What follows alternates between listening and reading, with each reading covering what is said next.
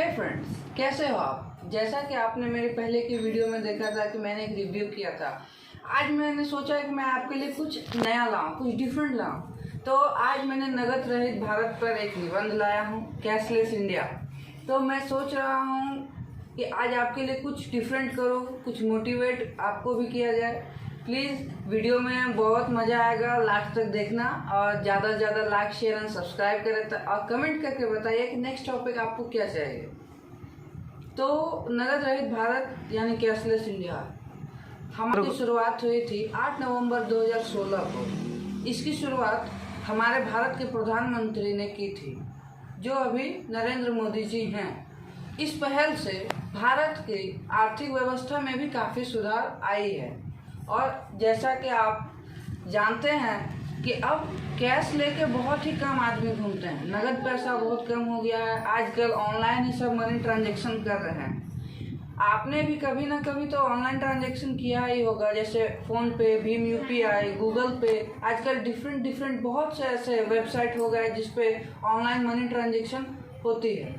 और इससे जैसा कि आप जानते हैं कि 8 नवंबर 2016 को नरेंद्र मोदी ने, जो हमारे भारत के प्रधानमंत्री हैं अभी भी, उन्होंने एक फैसला लिया था कि वो पुराने 500 और 1000 के नोट बंद कर रहे हैं। उस 500 और 1000 के नोट की वजह से कालाबाजारी बढ़ रही थी, करप्शन बढ़ रहा था।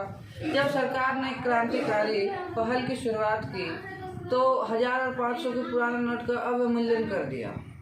विमुद्रीकरण के बाद देश में बहुत ही जगह आपने देखा होगा कि वर्चस्व बढ़ चुका था और बहुत से जो कालाबाजारी करते थे, जो करप्ट आदमी है देश के, जिन्होंने भ्रष्टाचार को बढ़ा रखा था, उन्होंने अपने काले धन को छुपाने के लिए सोना चांदी जेवरात खरीद के रखे, जो उस पैसे को सफ़ेद ना कर पाए, जो सरकार को इनकम टैक्स देने से डर रहे थे, उन्होंने अपने पुराने नोटों को गंगा में बहा दिया।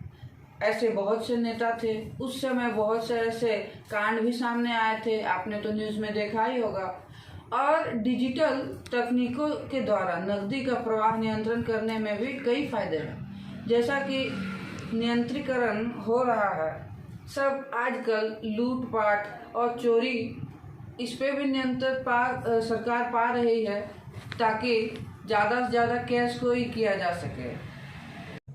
जब सरकार ने एक क्रांतिकारी पहल करते हुए एक स्वयं 500 और 1000 रुपये के पुराने नोटों का अवमूल्यन कर दिया था, विमुद्रीकरण के बाद देश में डिजिटल माध्यम द्वारा नगद लेन देन भारी उछाल देश पे देखा गया था।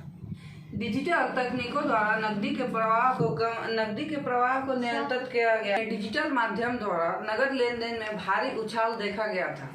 डिजिटल तकनीकों द्वारा नकदी के प्रवाह को नियंत्रित करने के कई फायदे हैं। डिजिटल तकनीकों से इस सुविधा की वजह से सरकार द्वारा नोटों का मुद्रण में एवं प्रचलन की लागत में भी पर्याप्त बचत है। इसके बाद कुछ हद तक काले धन के प्रवाह पर अंकुश लगाया गया है। पर्याप्त नकदी का उपलब्धता के कारण ऑनलाइन बैंकिंग बाजार की प्रमुखता बढ़ गई। जब पुराने 500 और 1000 के नोट बंद हुए थे तो बहुत जगह वर्चस्व भी बढ़ गया था। और पुराने नोट बंद होने के बाद मोदी सरकार ने बाजार में नए नोट उतारे हैं, 500 और 2000 के नोट, और भी बहुत से पुरानी करेंसी को बदलकर नए रूप में लाया गया है।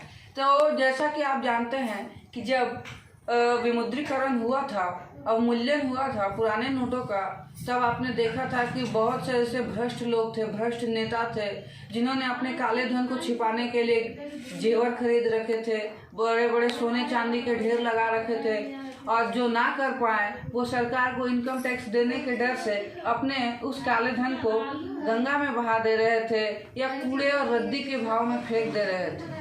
तो ऐसा उन लोगों ने बहुत ही गलत किया। उससे लक्ष्मी का भी अपना अपमान हुआ। वो चाहते तो वो सरकार को इनकम टैक्स पे करते तो उन्हें उसका कुछ हक मिलता। ऐसा उन्होंने ना करके उन्होंने उसको वेस्ट कर दिया, उससे बर्बाद कर दिया। और आज आप देख सकते हैं कि कैश का, नकदी का प्रवाह एकदम कम से कम हो गया है। आजकल सब जगह आप जहाँ कहीं भी जाइएगा, हॉस्पिटल से लेके पेट्रोल पंप तक, सब जगह आज ई बैंकिंग सिस्टम शुरू हो गई है, ऑनलाइन सेवा जारी की गई है। और इन ऑनलाइन सेवाओं के कई फायदे भी हैं, जिससे कि नकदी का प्रवाह कम हो गया है, काले धन में भी बचत है, और सरकार को भी इससे फायदा हो रहा है कि जैसे कि वो 2500 के नोट में कई तरह के बचत हो रहे हैं, जिसे वह छपित करते थे, उनके खर्च ज़्यादा होते थे, अब वो खर्च भी कम हो रही है। ज़्यादा से ज़्यादा लोग इससे जुड़ते जा रहे हैं। आजकल एक रुपये से लेके 1 लाख तक सबकी ऑनलाइन ट्रांजैक्शन शुरू हो गई है, सब अपने मोबाइल में ही रखते हैं। ऐसे ही बहुत से ऐसे वेबसाइट हैं जहाँ पे आप ऑनलाइन ट्रांजैक्शन कर सकते हैं अपने पैसों का, नकदी को छोड़कर। इससे आपके पैसे भी सेफ रहेंगे कि जैसे कि अगर हम पहले कभी भी नगद पैसा अपने साथ रखते थे तो उसके चोरी हो जाने का डर रहता था, क्या इससे तो चोरी अब हो नहीं सकती। अब आपके मोबाइल से आप अपने जहाँ घर बैठे ही आप अपने किसी रिश्तेदार को भी पैसा पहुँचा सकते हैं इस माध्यम से। ऐसे बहुत से वेबसाइट अवेलेबल हैं, जैसे गूगल पे, अमेजॉन पे, फ़ोन पे। आजकल इस वजह से बहुत से, अगर आप किसी 2 रुपये का सामान भी लेते हो तो आपको ऑनलाइन ट्रांजैक्शन करना पड़ता है। हमारे यहाँ तो नगद पैसा लेना ही सब दुकानदारों ने बंद कर दिया है, सब कहते हैं ऑनलाइन ट्रांजैक्शन करो, नगद पैसा हम नहीं लेंगे। इस वजह से आजकल बहुत ही ज़्यादा बाजार सुधर गया है, काला धन भी कम होता जा रहा है, सरकार की भी बचत हो रही है। तो जैसा कि आपने देखा कि यही था मेरा नगद रहित भारत पर निबंध। तो आपको अगर ऐसा कोई अच्छा पॉइंट पता है नगद रहित भारत पर तो आप मुझे कमेंट करें, और जहाँ मेरी गलती हो आप मुझे बताएं, ताकि मैं उस गलती को सुधार कर सकूं और नेक्स्ट टॉपिक पर उस पर चर्चा कर सकूं। और अगर आपको ये वीडियो अच्छा लगा हो तो लाइक, शेयर एंड सब्सक्राइब और press the bell icon. Thank you. ज़्यादा सब्सक्राइब करें।